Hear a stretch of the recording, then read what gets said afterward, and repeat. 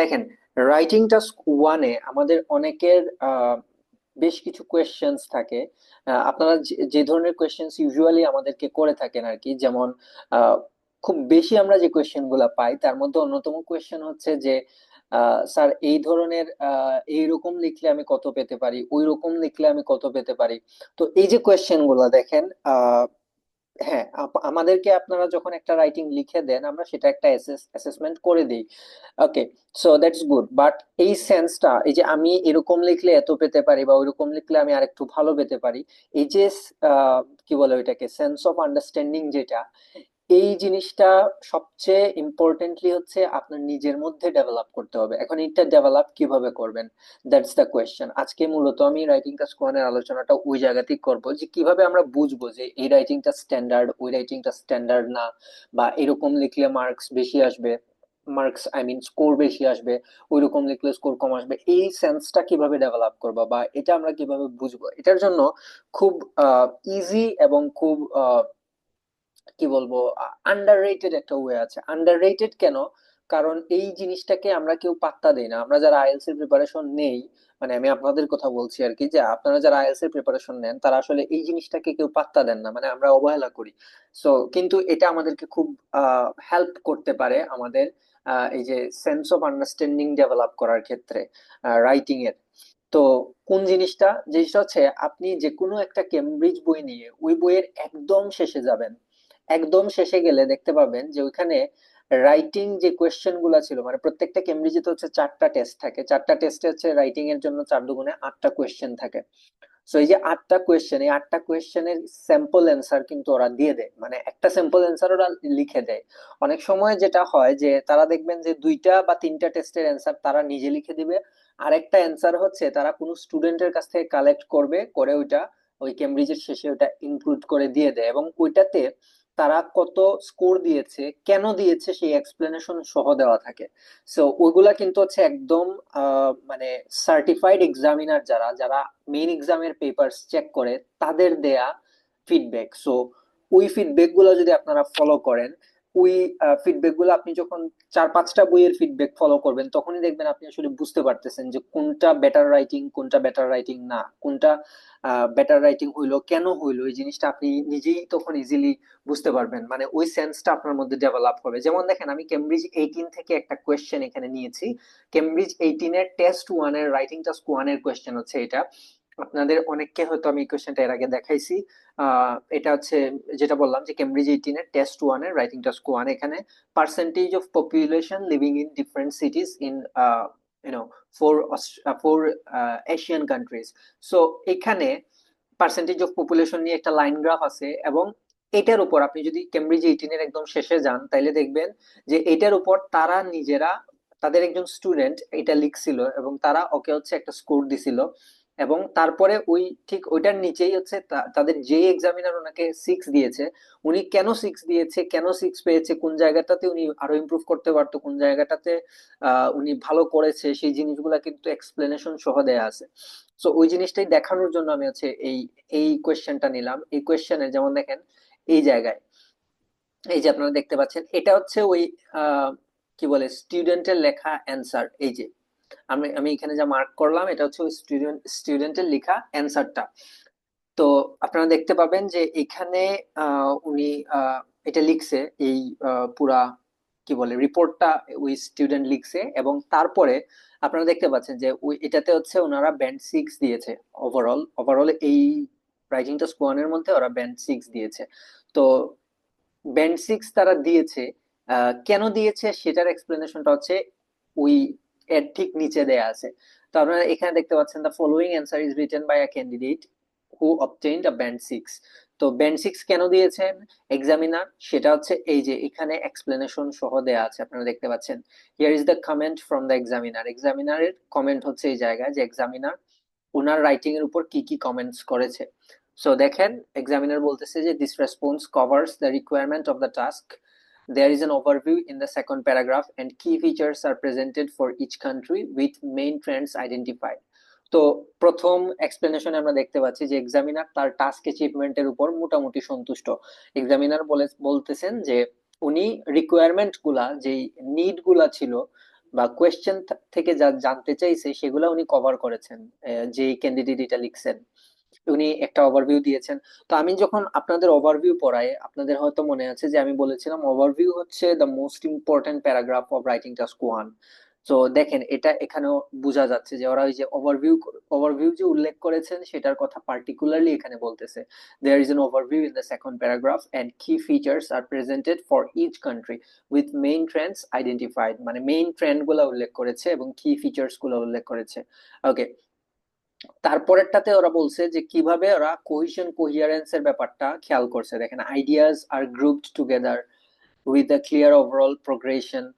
Countries with a similar trend are presented in the same paragraph. First Malaysia and Indonesia, then Thailand and Philippines. So blah blah blah, এটা আপনারা পড়লে দেখবেন যে বুঝতে পারবেন এখানে ওরা কেন। ওই যে দেখেন, প্রথমে টাস্ক অ্যাচিভমেন্ট দেখছে, প্রথম প্যারাগ্রাফে টাস্ক অ্যাচিভমেন্টের ব্যাপারে কথা বলছে, তারপরে কোহিশন কোহিয়ারেন্সটা দেখছে, তারপর সেকেন্ড প্যারাগ্রাফে ওইটা নিয়ে কথা বলছে, থার্ড প্যারাগ্রাফে দেখছে হচ্ছে ভোকাবুলারির রেঞ্জটা কতটুকু। সেটা এই যে উনি এক্সামিনার কিন্তু এখানে উল্লেখও করে দিয়েছেন যে তার ভোকাবুলারি কেমন। ভোকাবুলারি ইনক্লুডস এর রেঞ্জ, মানে এর রেঞ্জ মানে হচ্ছে একটা ভালো একটা রেঞ্জ আছে এটা বুঝাইছে, যে মানে মোটামুটি একটা রেঞ্জ। এখানে কিন্তু উনি গুড এন্ড ব্যাড কোনো কমেন্টস করেন নাই তার ভোকাবুলারির উপর। উনি সরাসরি বলছেন যে ভোকাবুলারি ইনক্লুডস আর রেঞ্জ, একটা রেঞ্জে আছে, মানে একটা লেভেলে আছে। এটা দ্বারা আমরা ধরে নিতে পারি যে একটা মোটামুটি লেভেলে আছে।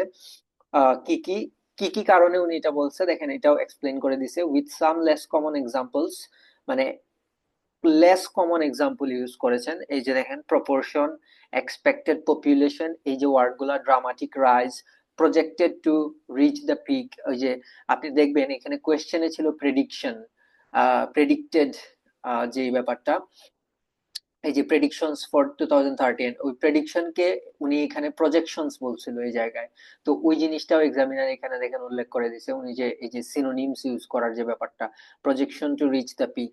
দেয়ার আর সাম এরর্স, কি কি এরর্স, এই যে এরর গুলো উল্লেখ করে দিয়েছে, স্লাইটলি, স্লাইট, অলমোস্ট রিমেইনিং, তারপর হচ্ছে অ্যাপ্রক্সিমেট, অ্যাপ্রক্সিমেটলি, এই যে এগুলো হচ্ছে ওনার এরর ছিল সেটাও বলে দিছে। Which do not impede communication. হ্যাঁ, সো এরপরে আপনারা দেখতে পাচ্ছেন the mix of grammatical structures. শেষে হচ্ছে গ্রামারটা চেক করছে যে গ্রামাটিক্যাল স্ট্রাকচারটা কেমন। উনি বলছে যে গ্রামাটিক্যাল স্ট্রাকচারটা good with some complex sentence, মানে কিছু কিছু কমপ্লেক্স সেন্টেন্স ছিল। আহ এই যে এক্সাম্পল সহ বলছে being predicted to continue increasing for the next 20 years, some errors remain, কিছু এররও ছিল but they rarely reduce communication. কিন্তু এগুলো হচ্ছে কমিউনিকেশনকে খুব রেয়ারলি হচ্ছে রিডিউস করতেছে, তার মানে কমিউনিকেশনে কোনো প্রবলেম আনে নাই এই গ্রামাটিক্যাল এরর গুলা। তো এই জায়গা থেকে পরে আমরা এটুকু ডিসিশন নিতে পারি যে গ্রামাটিক্যাল এরর থাকলে সমস্যা নাই, তবে গ্রামাটিক্যাল এররটা যেন আপনার কমিউনিকেশনটাকে ডিসরাপ্ট না করে। মানে একজন এক্সামিনার আপনার রিপোর্টটা পড়ে যেন তার জিনিসটা কি বলে ভাঙা ভাঙা মনে না হয়, সে যেন প্রপারলি আপনার রাইটিং এর সাথে কমিউনিকেট করতে পারে, এই জিনিসটা ক্লিয়ার থাকাটা ইম্পর্টেন্ট। এটা এক্সামিনারের রিভিউ থেকে আমরা বুঝতে পারতেছি এখানে। তারপর আমরা দেখলাম যে to improve the band score, কি কি করলে উনি হচ্ছে এখানে বলে দিচ্ছে যে কি করলে ওই ক্যান্ডিডেট ইমপ্রুভ করতে পারে। There could be more detail on the similarity of the trends on the paragraph। ওই যে ট্রেন্ড গুলার সিমিলারিটিতে আরো ডিটেইল উল্লেখ করতে পারে, ডেটাতে আরো ডিটেইল উল্লেখ করতে পারে, 1990 থেকে হচ্ছে আহ, শুরু করে ডেটাতে আরো উল্লেখ, তার মানে উনি 1990-র পরে যে ডেটাগুলো উল্লেখ করছে সেখানে উনি কম ডেটা উল্লেখ করছে। সো ওইটা এক্সামিনার বলতেছে যে ওই জায়গায় ইমপ্রুভমেন্ট আনতে পারে এবং এরর কমাইতে পারে and fewer errors in spelling. দেখেন উনি কিন্তু বলে নাই যে জিরো এরর, তার মানে আপনি ভালো স্কোর করতে হইলে এরকম না যে আপনার এরর একটাও থাকবে না, এরর থাকতে পারে, বাট আপনার টার্গেট হবে যে যত কম এরর হয়, যত কম মিস্টেক করা যায়, fewer errors in spelling and grammar. However, this is a good response that does address the requirements of the task. Again উনি এটাই বলতেছে যে ওনার যিনি এটা লিখছে তার রেসপন্সটা হচ্ছে ভালো ছিল কোয়েশ্চেনের প্রতি, এবং উনি প্রত্যেকটা বিষয় এবং কোয়েশ্চেনে যা চাইছে যে রিকোয়ারমেন্টস গুলা সেগুলা ঠিকঠাক উল্লেখ করছে। তো আমরা, যেটা আমি প্রথম দিন বলছিলাম আপনাদের রাইটিং টাস্ক ওয়ানের ক্লাসে, যে আমরা অনেকে মনে করি যে গ্রামারটাই বোধহয় সবকিছু রাইটিং এ, বাট এটা কমপ্লিটলি ভুল একটা কথা। তারা চারটা বিষয় চেক করে। প্রথমটা হচ্ছে আপনার টাস্ক অ্যাচিভমেন্ট চেক করবে, দ্বিতীয়টা হচ্ছে কোহিশন কোহিয়ারেন্স চেক করবে, থার্ডলি তারা হচ্ছে আপনার ভোকাবুলারি চেক করবে, এবং ফোর্থলি তারা হচ্ছে আপনার কি বলে গ্রামাটিক্যাল রেঞ্জ এন্ড একিউরেসি চেক করবে। সো আপনাকে প্রত্যেকটা বিষয়ের উপর গুরুত্ব দিতে হবে, নট জাস্ট আপনি ভালো ভালো গ্রামার ইউজ করলেন এটাই সবকিছু না। আপনাকে গ্রামারের সাথে ভোকাবুলারিতেও গুরুত্ব দিতে হবে। আপনি সিমিলারিটি গুলা কিভাবে মেনটেন করছেন, জিনিসগুলাকে কিভাবে অর্গানাইজ করতেছেন, সেই জিনিসটার উপরও ফোকাস করতে হবে। এবং সবচেয়ে ইম্পর্টেন্টলি কোয়েশ্চেনে যা চাইছে সেটা ভালোভাবে উল্লেখ করতে হবে। সো আই হোপ আপনারা বুঝতে পেরেছেন এখানে আমি যা বলেছি, যে জিনিসগুলো আমি এখানে উল্লেখ করেছি। এটা আশা করি আপনারা বুঝতে পেরেছেন যে এটা কেন ইম্পর্টেন্ট এবং কেন আমি এই জিনিসগুলো এখানে বললাম। যে এইটা আপনারা, আমি বলবো যে যদি পসিবল হয় আপনাদেরকে আমি প্রেফার করেছিলাম যে আপনারা কেমব্রিজ 10 থেকে কেমব্রিজ 19 পর্যন্ত কভার করেন। সো যদি কেমব্রিজ 10 থেকে আপনি প্র্যাকটিস শুরু করে থাকেন, তাহলে কেমব্রিজ 10 থেকে 19 পর্যন্ত প্রত্যেকটা কেমব্রিজের শেষে এই কমেন্টস গুলো আপনারা দেখবেন, এবং এগুলার বেসিসে আপনি হচ্ছে এগুলা দেখে, এগুলা এই কমেন্টস গুলা দেখে বা এই অ্যাসেসমেন্ট গুলা দেখে আপনি হচ্ছে নিজে ইমপ্রুভমেন্টটা নেওয়ার চেষ্টা করবেন বা এখান থেকে সাজেশন নেওয়ার চেষ্টা করবেন। তাইলে দেখবেন আপনি অনেক অথেন্টিক এবং ভালো সাজেশন পাচ্ছেন, এবং আপনি আরো ভালোভাবে ইমপ্রুভ করতে পারতেছেন।